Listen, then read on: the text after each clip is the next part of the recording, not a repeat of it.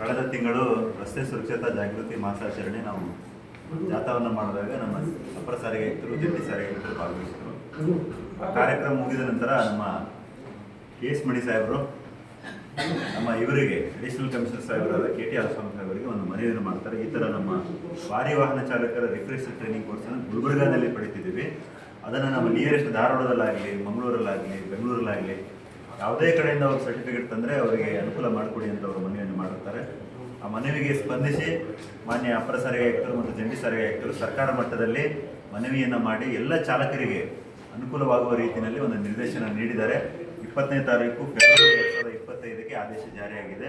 ಇನ್ನು ಮುಂದೆ ನಮ್ಮ ವಿಜಯನಗರ ಜಿಲ್ಲೆಗೆ ಇರುವಂಥ ಎಲ್ಲ ಚಾಲಕರು ಸುಮಾರು 3,000ರಿಂದ 3,500 ಚಾಲಕರಿದ್ದಾರೆ. ಯಾರ ಹೆವಿ ಡ್ರೈವಿಂಗ್ ಏನಿದೆ ಟ್ರೈನಿಂಗ್ ಸರ್ಟಿಫಿಕೇಟನ್ನು ತಾವು ಎಲ್ಲಿ ಬೇಕಾದರೂ ಪಡ್ಕೊಂಡು ಬರ್ಬೋದು. ಆಮೇಲೆ ಅದ ನಮ್ಗೆ ಮೇಲ್ ಐ ಡಿಲಿ ಬರುತ್ತೆ ಯಾರ್ಯಾರು ಸರ್ಟಿಫಿಕೇಟ್ ತೊಗೊಂಡಿದ್ದಾರೆ ಜೆನ್ಯೂನ್ ಈಗ ತೊಗೊಂಡವ್ರದ್ದು ಒಂದು ಲಿಸ್ಟ್ ಬರುತ್ತೆ. ಆ ಲಿಸ್ಟಲ್ಲಿ ಅವರ ಹೆಸರಿದ್ದರೆ ನಾವು ಅದನ್ನು ಪರಿಗಣಿಸಿ ಅವರ ಡ್ರೈವಿಂಗನ್ನು ರಿನ್ಯೂವಲ್ನ ಮಾಡ್ತೀವಿ.